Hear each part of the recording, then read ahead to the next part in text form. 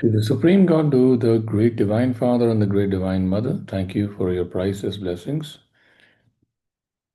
for your divine light, divine love, divine power, divine healing, guidance, mercy, help, and protection. Thank you.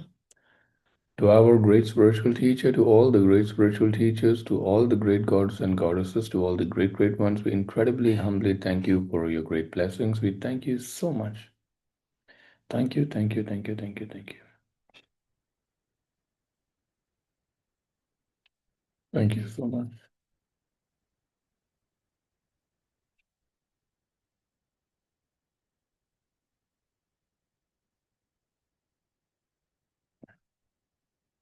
To the great Neem Karoli Baba, we very, very humbly thank you for all of your priceless blessings, for helping us understand the purpose of our life, to guide us to greater wisdom, to greater understanding of our true nature. Also, bless all of us with abundance and prosperity, with deep, clear thinking, and with all of your blessings. We thank you, we thank you, we thank you, we thank you so much. All right, let's begin.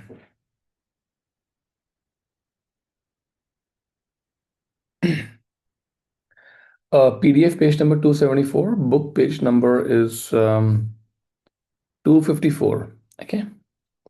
At times, Maharajji's behavior reminds me of a story Ramakrishna tells of a saint who asked a snake not to bite but to love everyone.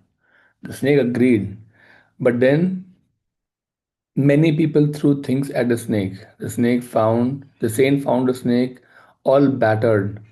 I did not say not to hiss, said the saint.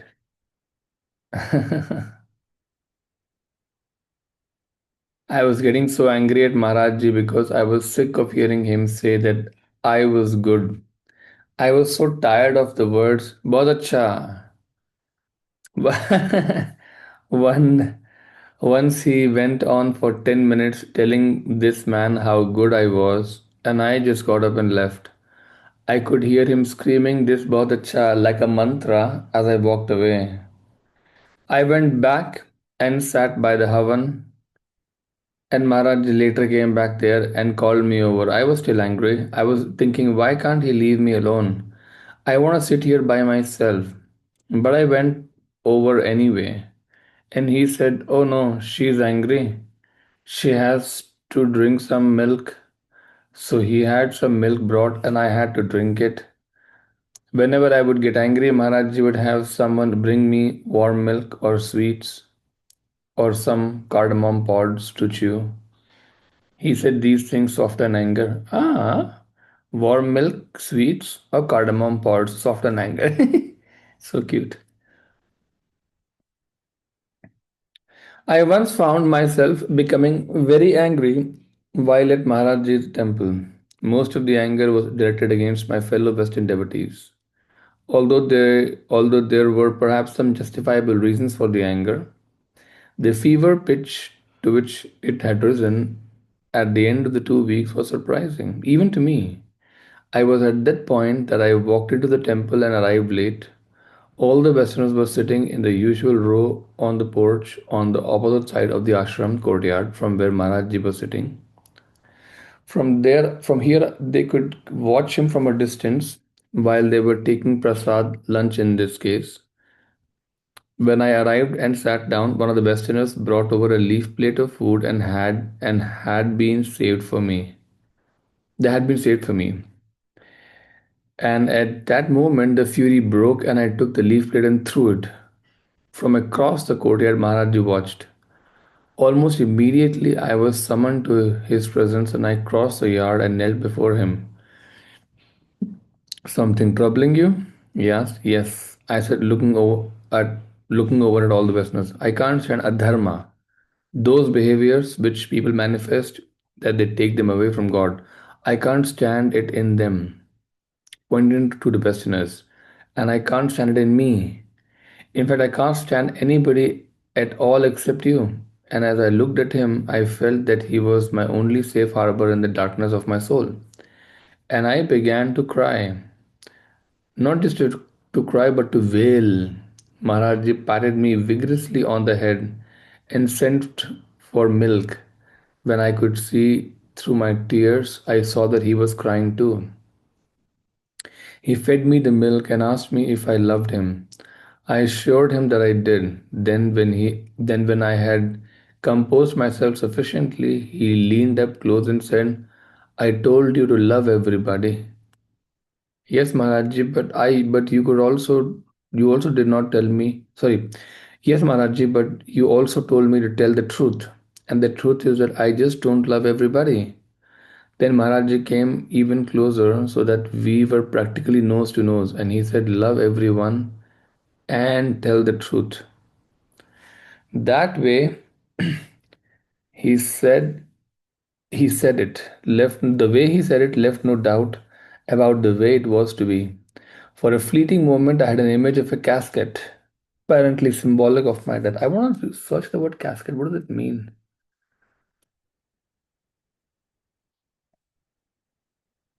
Casket is a small, like a small box where you hold jewels or letters, or other valued objects. Casket. Casket in Hindi, by the way, is like dibia, like a small dibba, something like that. Yeah. Casket, apparently symbolic of my death, but it was shaped in a way that was unlike my body. It seemed representational of this conversation in which, in effect, I was protesting that who I thought I was, I could not love everyone and tell the truth. And Maharaj was saying, when you finish being who you think you are, this is who you will be, which means he was saying that love everyone and tell the truth. Whereas what was assumed was tell the truth, even though you can't love everyone. So he was saying that in the process of telling the truth to everybody, love a lot more and then be truthful to people. That's why he says over here, it seemed representational of this conversation in which I was protesting that who I thought I was could not love everyone and tell the truth. And Maharaj was saying, when you finish being who you think you are, this is who you will be, which means you will begin to love. When you die, you will be reborn to love everyone and tell the truth. Then he said, sometimes the most anger reflects the strongest love.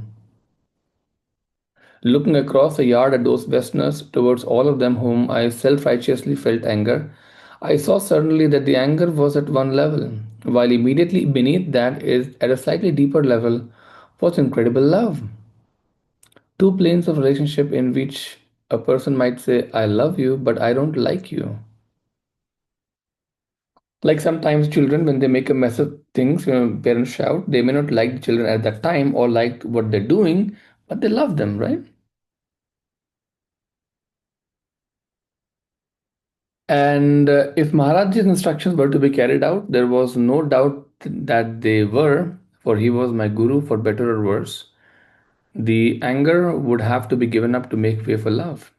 Then Maharaj offered me a bargain. You must polish the mirror free of anger to see God. If you give up little anger each day, I will help you. This seemed to be a deal that was more than fair. I readily accepted, and he's been true to his end of the bargain. Ramdas. This was written by Ramdas, by the way. What a brilliant depiction of the story. Ramdas is a very good writer, by the way. Wow, I love what he wrote. I was once very angry at another devotee in the ashram. I went directly to Maharajji, who was sitting on the stone by the roadside, for help. I knelt before him and put my head at his feet. He placed his hand on my head and kept me in that position for the entire darshan. When it was time to go, he helped me up. My knees were bruised and deeply marked from the course of gravel I'd been kneeling on. I had not felt the entire time. My anger was gone. Wow. Wow. Forgiveness is the greatest weapon because a saint so armed is unperturbable. Perturbable. Wow, that's a fancy word. He can give up anger immediately. Forgiveness is the greatest weapon because a saint so armed is unperturbable. Matlab, can't be disturbed, right? From, from inside. He can give up anger immediately. A young fellow once came and Maharaji asked him how he was, and he said, "Oh, Maharaji, I've overcome anger." Maharaji said, "Oh, very good," and kept praising him. At the time, there was another fellow present who had been asking Maharaji for many years to come to his house. But Maharaji had never come to the boys because the boy's father didn't believe in sadhus or saints. But now Maharaji turned to this boy and said, do you still want me to come to your house?" The boy said, "Yes, but let me arrange it with my father." Maharaji said, "Go, and then we will all come." The visit would mean, of course, that the place of honor in the house would be given to Maharaji so that the father would have to sit someplace else. Finally, the whole party went and Maharaji sat on the tucket belonging to the boy's father. Then Maharaji leaned over and looked the father in the eye and said, "You are a great saint." But in Hindi, he used a very personal form, which you use only to very intimate friends and to people in the lower caste. So it was really an insult to use that form to the old father.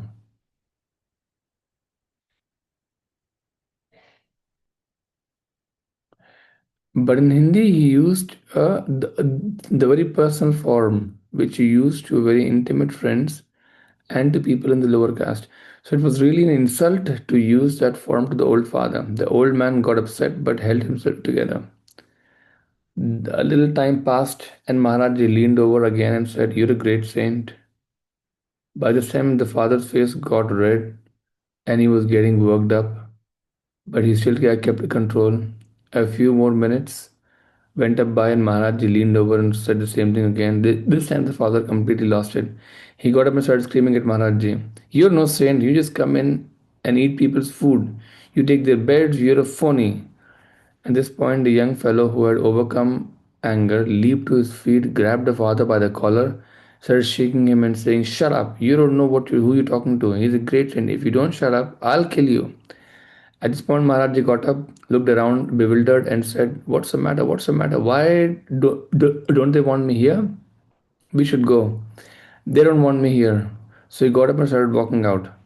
And he turned to the young fellow as he was going out and said, "It's very difficult to overcome anger.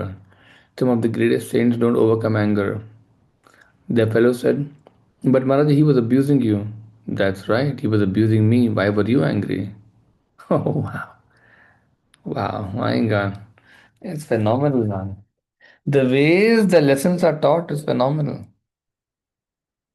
The language of the heart. Maharajji loved to have the Sundarkand chapter from the Ramayana really loud. And Sundarkand is, I think, the chapter where the Hanuman is very prime participant in that. At one point in the story, the message is brought to Sita, the wife of Devati, and Ram, husband and God, from whom she had been separated. Ram is telling of this torment in being separated from such a pure devotee. One's agony is assuaged to some extent even by speaking of it. But to whom shall I speak about it? For there is no one who will understand. The reality about the cord of love that binds you and me, dear, is known to my soul alone, and my soul ever abides with you. Know this to be the essence of my love. When this section was read, tears would roll down Maharajji's cheeks, and he often would become immersed in a state of bliss. It was just this quality of love that bound us to Maharajji. Within and beyond the apples, the kindness, the kidding, the comings and the goings, the abuses was the love. Now and then he spoke of love, but always he is love. One devotee said, he knows the language of our hearts. Maharajji would quote Kabir, it is easy to dye your cloth, but it is hard to dye your heart, matlab recolor your heart. One evening in Kenchi, one other devotee and I were sitting with Maharajji. The other devotee was reading the newspaper to Maharajji in a dull monotone. I thought to myself, Maharajji, how can you bear this boring man? Why do you put up with him at all? Slowly I began to experience the most incredible love welling up in my being, greater and greater love until I felt my heart would just burst. Just then Maharajji simply put his hand on my head and the sensation stopped. When I tried once more to recapture it, I couldn't. I looked up at Maharaj and he was smiling at me, filled with compassion. I felt like weeping. So you see this love welling up in the heart. I think I've mentioned it so many times that at a point in time, exactly about roughly closer to about 10 years back, 2025, right? Yeah. About 10 years back in December of 2025, I had exactly the same experience of love welling up in my heart, very powerful form of love. And that love cannot be explained. It is not just, it is a very powerful force which feels like, I don't even remember how to say it, but that makes you feel incredibly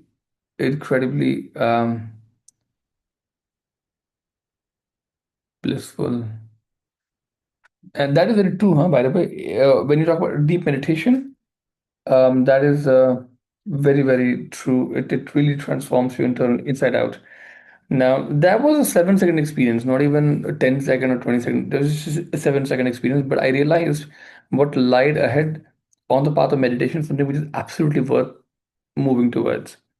So, my request to all of you also is that um, meditate very diligently. Learn to let go in meditation. Anger, fear, hatred, thoughts and emotions. Just learn to let go everything. That's when you probably may come across this. I also tried to, by the way, recapture my experience, but I could not. I tried a lot. I've been trying for past 10 years. That's not worked yet. The Master Chook, so our social teacher, sometimes says that, in a certain sense, he said that if you get an experience now, that will, you may take years and years, decades sometimes, to get to the same point of development when you can re-experience it. So, which means he gives us like a boost. Okay, you know what? Take this experience, feel it, but don't get attached to it. Continue working on yourself, something like that.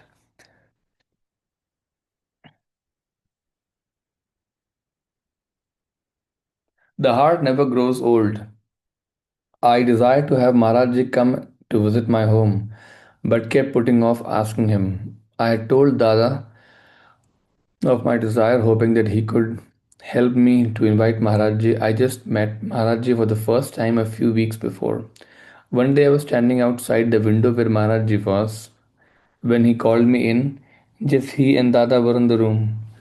As I entered, I felt myself transcend to some other state of consciousness, and I was aware mostly of great openings in the region of my heart chakra. But it was a gaping, empty blackness. I could barely see with my own eyes or hear with my ears, and I'm sure my mouth was hanging open. My eyes were unblinking. The two were talking. Maharaji would look at me and speak to Dada, and Dada would translate what was said. Maharaji was saying he couldn't come visit me because the people in the village where I was staying were all very wicked and they had no love for him. Then he sent me out of the room. Afterward, when I returned to my more habitual consciousness, I felt as though Maharaji meant that he could not come visit my heart as it was filled with worldly desires and had no room for love of him. And that, as a result of that darshan, he had cleared out my heart so that he indeed could come flooding in. Wow. Wow, this is beautiful. Similar essence lies for meditation also. If you clean your system properly, you will find a greater love residing in you. Cleanse the mirror of your heart and you will see God. Even if a person hurts you, give him the love. The worst punishment is to throw someone out of your heart. You should love everyone as God and love each other. If you cannot love each other, you cannot achieve your goal. Kumbhaka, by the way, is when you hold your breath, yeah?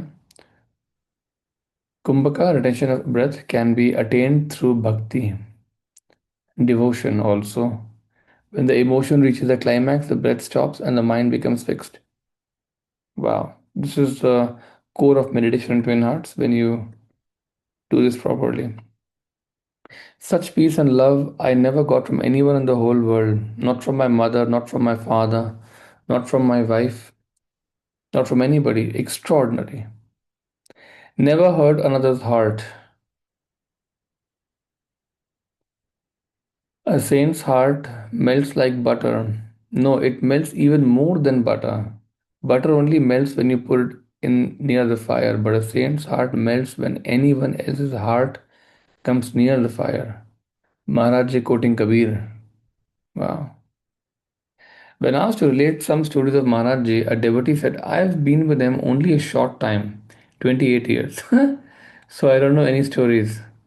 What therefore can I tell? All I know is that he gave my family a special kind of love, which, because it lies beyond words and form, cannot be expressed. 28 years, a small, short time. Why do you love me? Maharaji asked the woman. I don't know, Maharaji. Maharaji repeated this question again and again. Finally he said, you love me because I love you.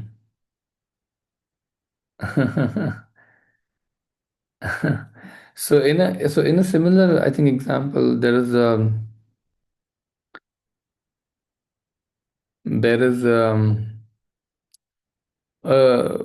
my spiritual teacher, Master Chok Soe, he was taking, I think, a event or retreat or darshan somewhere, and he gave the love of his heart to the audience in that one video that was captured of his. And then he asked, how do you feel about me now? And everyone felt a deep, deep sense of love for the great teacher. Now, this is practically a science. Where you give a lot of love, you will reap love. It's very simple.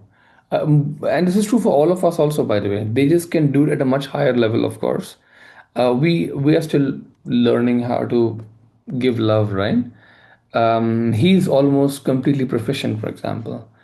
Even if you felt bad about him, but if he gives the love of his heart chakra to you, for example, and your system accepts it to a good degree, there will be deep transformation in the way you look at this person.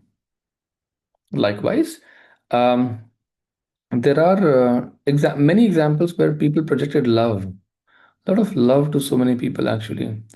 Like um, a good story was given by my one of the instructors in Pranic Healing Circle, that her daughter was admitted into a college, and one of the professors in college was very, very, the professor from hell always shouts, always shouts, always shouts, screams, you stand up, always, and not kind to anybody in the class. Like, very, no, strict is not the word, just very cruel in the way he approaches, I think.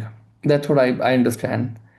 And she asked her daughter, the instructor asked her daughter, who was then in college, to start blessing the professor with love.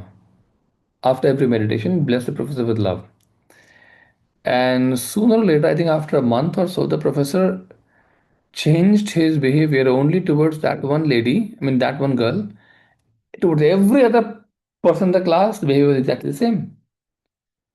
And I think what I remember was that the other girls came and approached this to this girl and saying, so what, why is he like soft towards you and harsh towards us?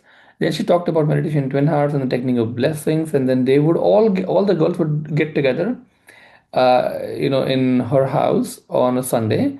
They would all meditate. All the girls would bless the professor with love after the meditation, the energy of love, right? They bless, bless, bless, bless, bless, bless. I think a month or whatever, 2 months afterwards, the professor suddenly just became very nice and kind toward all the girls, and the boys were like, "What the hell? Are they doing some black magic or something?"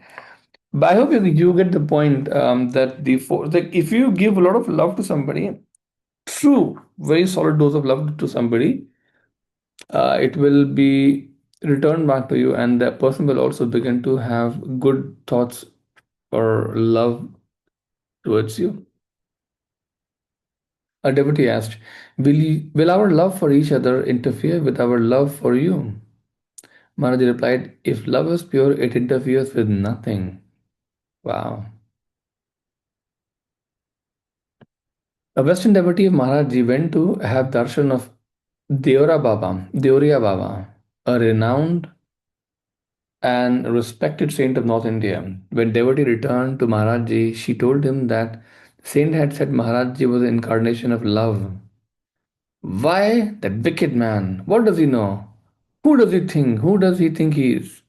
Shouted Maharaji in response to the compliment. Said one devotee, Maharaji was love incarnate. No religion, only love. Love is the strongest medicine. It is more powerful than electricity.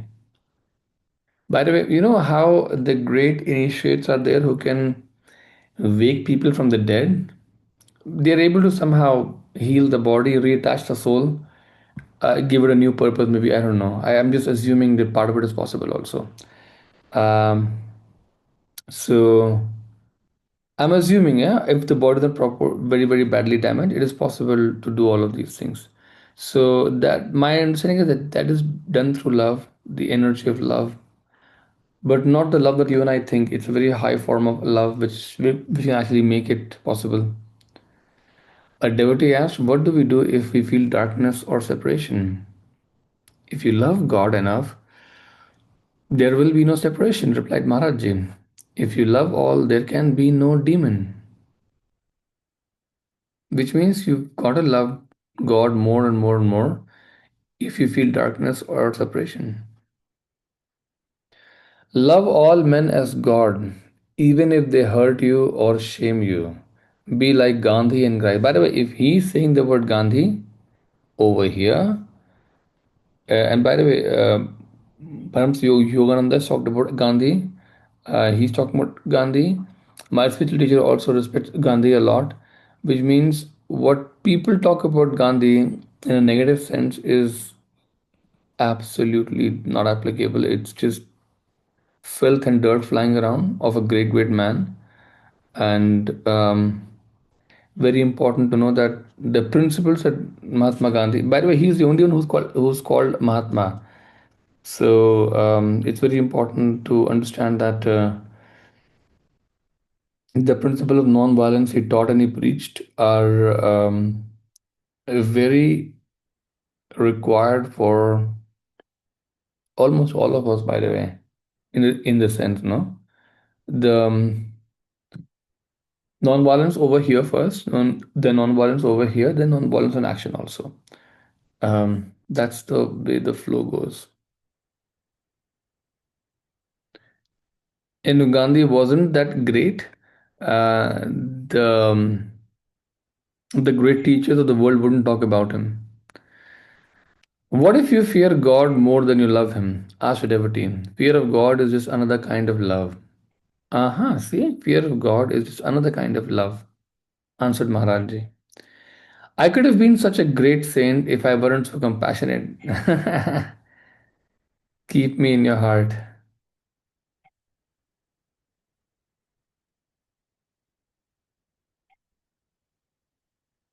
Like the wind. Mahadev was moving, always moving from one city to another, from one house to another, from one room to another, from one position to another, Until the final years of his life, he was in a continuous movement like a river. Or, as he said of himself, I am like the wind, no one can hold me. There was no way to capture Maharajji, he had much guile in escaping. When Maharajji was in a group and wanted to leave, he would say that he needed to go to the bathroom and he'd run away. Later we old devotees figured out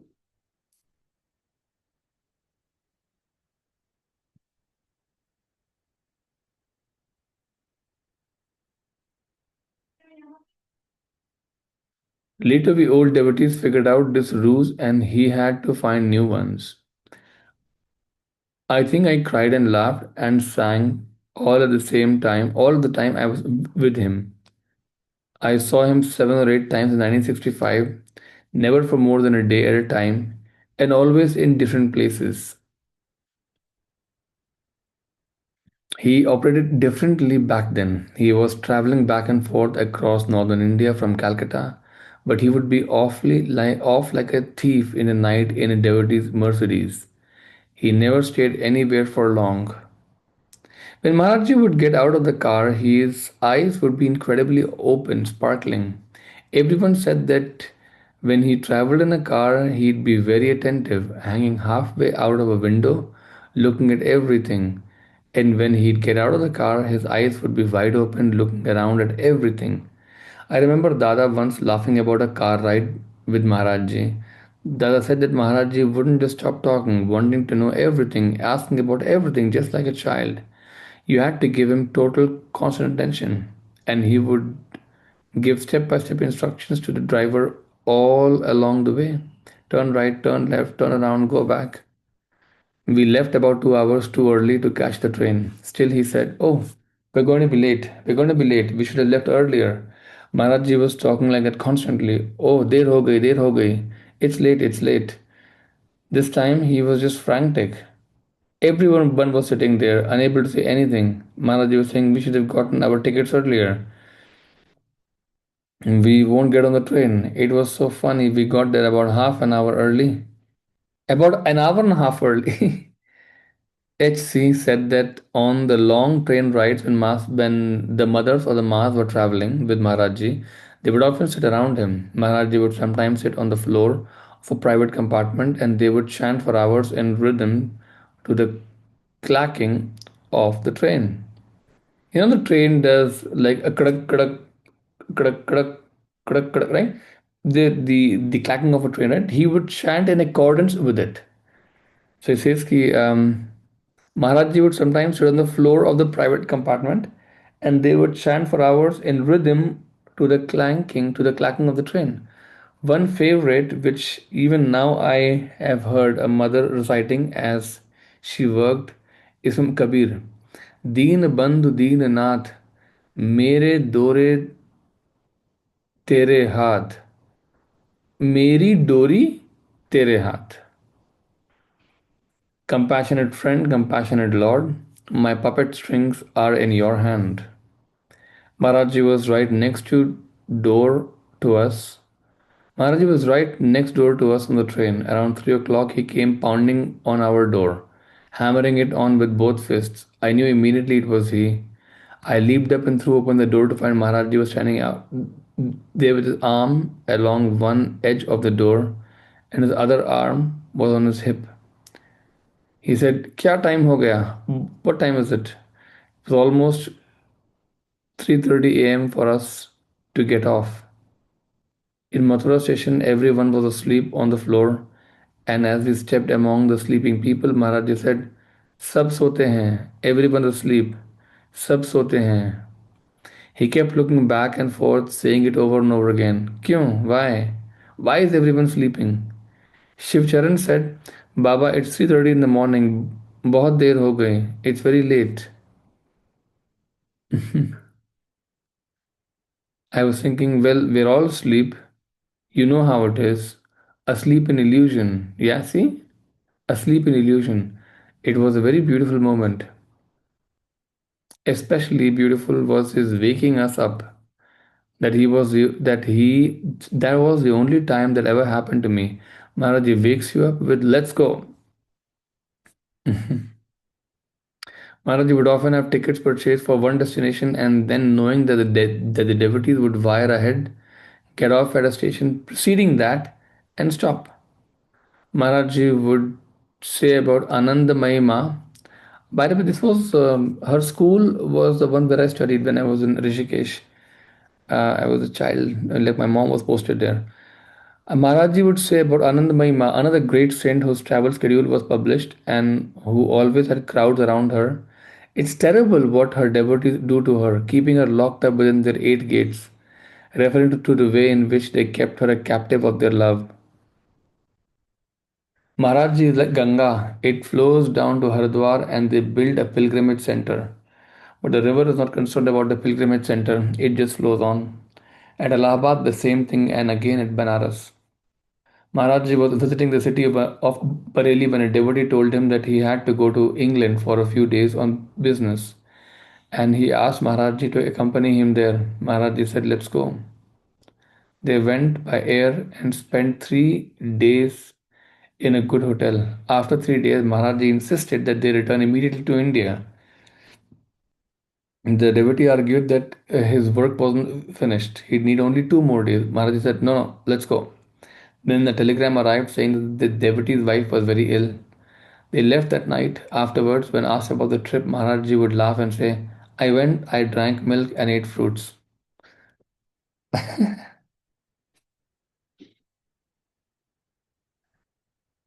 Wow, really? Like a devotee told Maharajji that he had to go to England for a few days on a business, and he asked Maharajji to accompany him there. Maharajji just said, "Let's go." That's fancy. They went by air and spent 3 days. Ah, that's not bad, yeah. After 3 days, Maharajji said they have to return immediately to India. Interesting. Maharajji once accompanied his devotee, the Indian ambassador to Saudi Arabia, on a Hajj, a pilgrimage to the sacred Muslim shrine in Mecca. They flew from India to the capital city, Jeddah, and stayed there in the Indian embassy. From there, they visited the sacred places of Islam. Maharaji later told people that when some Muslims discovered that he was a non Muslim, he was beaten. Really? Then I came back right away. Really? That is not good. But what can you do, right? Beating is not good, man. Beating is not bad. Beating is just bad. Beating is no way good. This is silly. Anyways, who are we to judge? A guard who was in charge at the Indian-Tibetan border said that at one point that Maharaji had crossed the border, gone into Tibet and returned. Who can say why he goes to these places or what he does there? I had become very comfortable in the hotel in Nainital. I had my cave, a small room on the top floor where, with Indian prints and holy calendar, pictures, some books and candles and incense and a heater, I had made a cozy retreat into which I anticipated burrowing for several months. But when it was finally just right, the edict came from Maharaji. Tell Ramdas he should go now. He should go now. He shouldn't stay so long in one place. He can return again. And the next day we left for Delhi. At other times he'd say, the whole universe is your home and all are your family. Once we once we wanted to stay with him, he said, "You don't need to stay here. The light is everywhere." Given by Ramdas again. For a sadhu to stay at one place means trouble. A moving yogi, moving river, impurities and sediments and filth can never settle there. If I stay here, attachment will form. Aha. Okay, that is interesting. Very good example, no? For a sadhu to stay in one place means trouble. A moving yogi, a moving river, impurities and sediments and filth can never settle there. If I stay here, attachments will form. Previously, before Kenchi was built, Maharajji used to visit Nainital frequently. He often came to our home in the government house, either in a car or a dandi litter. Dundee. What is Dundee? I don't know. All the family, neighbors, and many Nainital devotees would gather. Maharajji would eat a meal, then go. Whenever he came, he was a sort of there was a sort of bhandara. Food was prepared and people brought sweets and so forth. In those days, he was roving about, sometimes in Nainital, sometimes in Bawali, here, there. People were always after him, taking him home. Maharaj came to Ajmer to my father's house. He said, give me a dhoti. I want warm water. I want dal and chapatis. I'll eat them in your kitchen. Imagine a great teacher coming and saying, I'll eat food in your house. That'll be so beautiful. Mrs. Soni first met Maharajji when she was only about 24 years old. She was very shy. Maharajji was at a neighbor's house, and when she went for his darshan, she brought along three toddlers.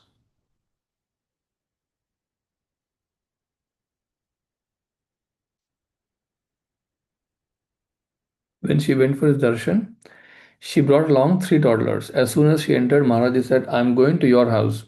She kept quiet. In her heart, she didn't want him to come, but she felt too shy. She didn't want him to come.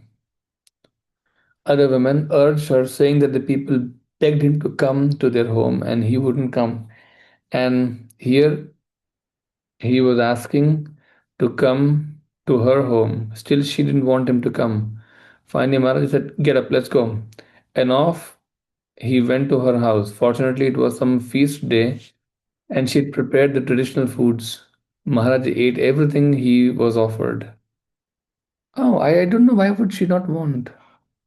Um, Interesting. I have no idea. In her heart, she didn't want him to come because she felt too. Acha, oh, because she felt too shy. Okay, okay.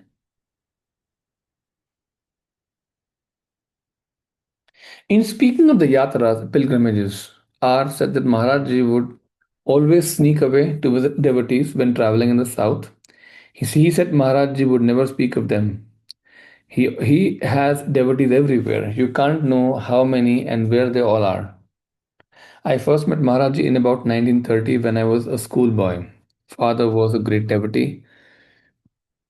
Maharajji visited our family in Faizabad near Ayodhya. After my father's retirement, I became a superintendent of police of jails. Maharajji would come visit wherever I happened to be posted. Agra, Bareilly, Kanpur, Lucknow, all UP, right? And so on. One room in our home was always kept vacant for Maharajji. From the 1930s on, I detected no drastic change in Maharajji's appearance. Really, we prepared his favorite foods daily. Lauki, which is squash vegetable. Moong dal in case he should come. When Maharajji didn't come, we would take it as his prasad. For more than 25 years, Maharajji visited our home in Lucknow. He came at least once a year for a few hours or a few weeks. He was both guru and a grandfather to everyone in our family. All the children were born and raised under his guidance. He referred to them as his own children, and they in turn were very free with him. See, imagine those children would be quite old by now already, right? Like sufficiently old. It was such a pleasure to take Maharajji into a house. He didn't neglect anyone in the house. He would play with the kids. Of course, with adults also, he would talk in his own way. I asked what it was like to be a child around Maharajji. She answered, oh, he became a child himself. It was so wonderful. I used to bring him milk and press his legs. I would just sit there by the tucket. We never knew when he would come to our house and when he would leave. He would just arrive. Sometimes he would leave in the middle of the night and so in the morning. We would look into his room and it would be empty, except for devotees sitting there. And she laughed, especially as she thought of the devotees waiting there. Maharaji seldom used to stay more than a few hours in any place. Sometimes devotees would press him into staying overnight or even a few days, and he would relent. When he finally left a place, he would heave a deep sigh of relief and say, "Oh, I've come out of jail. Oh, I've come out of the jail." Maharaji once stayed for 6 days in a home of a devotee. When he left, he said, "Oh, today the force of desire has released me. That fellow had locked me behind bars."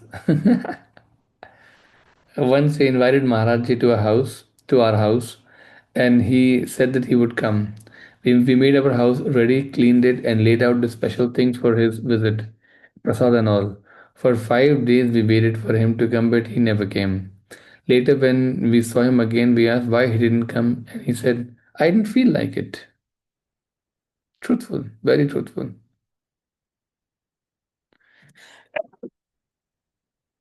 A man said to Maharaji, "You promised for years to visit my home, and you've never come. I'm not going to come to see you anymore because you won't visit my home." Maharaji said, "Oh, I didn't understand. It's your home? I thought it was my home and so I didn't need to visit." What do you say to something like that? How do you say to something like that? In 1937, Maharaji came to the home of a family of devotees. He paced up and down the veranda for a while, then looked into the big room that was the office of the head of the family. He asked that the office be vacated. "You take another room, leave this one for me." He remained in the room for 3 to 4 months, coming out only for an hour, both morning and evening. He allowed no one to come in. I wonder. Maharaji would suddenly appear at a devotee's house any time, day or night. Once in the middle of the night in the early 1940s, he came pounding on the door of a devotee's home. He roused the man of the house and told him that he was being chased by other devotees. They would leave him no peace, and so he was asking for shelter. The man said, "How can I help you?" "They will come here as soon as they miss you." "It'll be all right," said Maharaji. "I'll hide under your bed. Lock all the doors and windows and give me a mat and a blanket. And when they come, tell them you haven't seen me." The man did as he was told, and when they came, he abused him soundly for waking him, and then he angrily sent them away. Maharaji slept under the man's bed, pulling the bedsheet down to the floor to hide himself. The man woke up at 4 a.m. and not seeing Maharaji, he looked in another room and then another. Although the doors and windows were still locked, Maharaji was nowhere to be found. Later, he learned that Maharaji had returned to the house from which he had escaped that night before. Concerning the locked doors and windows, Maharaji only said, "Oh, I didn't want to disturb you." How can he do that? That is so beautiful. Maharaji would take to the shortcuts and jungle roads whenever he had to hide from his followers. There remains no culvert in the area under which he has not passed at least part of a night, especially those between Getia and Bhumiadar. Because he used to run away from Nainital to Getia every night. Back and forth he went. He would make devotees anywhere, and anyone would be turned into a devotee. In this art, he was an expert. But when the time came to leave, he'd leave his new devotee. But what they're saying in all of these is that where there is love, there is no attachment. Where there is no attachment, you don't stick to one the resource, one thing. There's too much love. There's a lot of love. You find every place is a home. The body is just a vehicle used for service. Service भी क्या ही बोलना चाहिए? If your child is crying, you don't say it's your service, right? It's just what you do. That's all. That's your nature. Nature of a mother, right? Nature of a very loving person is just to give love. So you don't um, go sticking by only to one person or to one place after a while. At Bhumiyadar, after everyone had gone to sleep, Maharaji would go out to the road and sit in the middle of it with 2 or 3 people. As others would awaken, they would join the group. Then Maharaji would have them stop a truck and he'd hitch a ride few miles down the road and the process would start all over again. Oh my God. Brahmachari Baba began reminiscing about Maharaj's exploits in the Kumaon Hills. He gestured enthusiastically, pointing out places in the vast panorama before us. As we sat below the Bhumiyadar temple, he spoke quickly, one description following the other. That's the tree he used to sit under before there was even a temple there. It was like a darbar, a king's court. So many people came to see him. We would walk all over these hills, never staying along in any one spot. Maharajji would sleep anywhere. He'd lie down on those cement pilings by the side of the road to sleep and would tell me to stay awake. If I happened to drift into sleep, he would immediately chastise me and then go back to sleep. This would go on for days on end. He would let me sleep and we'd travel everywhere. We'd travel everywhere. Wherever he went, so many people would gather and trail along. The mothers would come when they could. There were many feasts because of the mothers. Of course, the ladies would cook, right? That is very important a part of it. That time they would cook for the great teacher that they loved.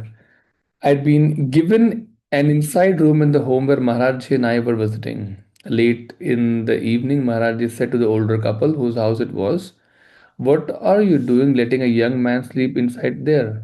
How do you know what they are like? These days, you cannot trust young people." So they finally moved me into an outer room. About 2 hours later, Maharaj came and woke me and saying, we must go quietly so they won't awaken. He explained that this was why he had moved me to an outside room. Maharaji would insist on opening the door so that they wouldn't squeak. We went down the road in the dark, holding hands. We came to a crossroads where a rickshawala was asleep. Maharaji started to cajole him sweetly into take us in the rickshaw, but the wala refused. After persuasion, he finally agreed, and then Maharaji started to barter about price, 1 anna at a time. The rickshawala finally agreed to make the ride for 26 annas. It took at least 20 minutes. Finally, Maharaji asked me to get down and wait while he and the rickshawala went on farther. Maharaji went on to some house and then returned, and rickshawala had us take the train, which was just ready to depart as we got there. At the station, Maharaji gave the rickshawala his blanket and a lota and 20 or 30 rupees. The rickshawala cried. Wow, that's amazing, huh? Maharaji was in the hills, going from one place to another when a devotee from Almora found him. See, you never know who is coming in your life at that time. You understand? You never know who's coming in your life at that time. Could be a great, great spiritual teacher who will probably bless you in 10 different ways, completely beyond your expectations. So, have a heart when you're responding to people and situations, very crucial also. Maharaji was in the hills going from one place to another when a devotee from Almora found him. He said that Maharaji had stayed away from their place for so long, and now that he'd been found, he wasn't going to let him go so easily. He took Maharaji home, fed him, and gave him a room upstairs, and said he was locking Maharaji in the house for the night so he wouldn't just run away. After the family had gone to bed, Maharaji said to JB, "Let's go."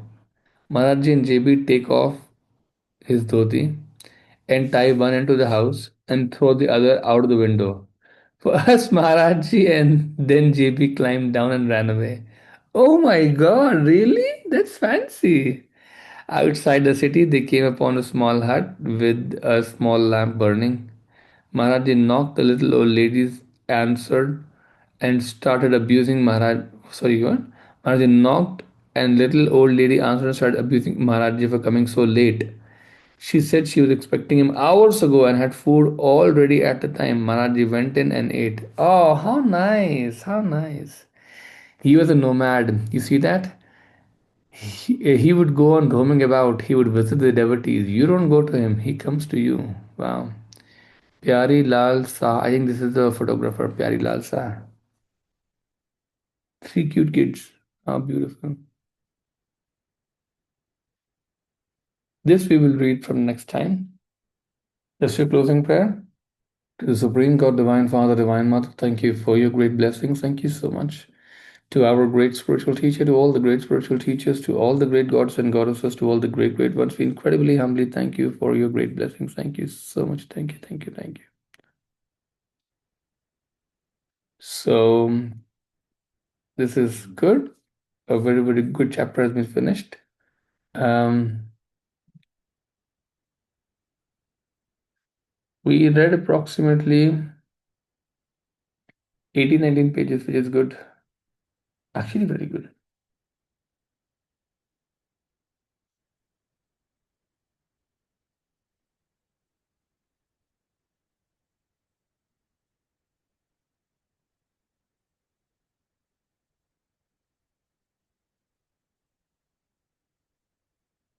All right. We will see you guys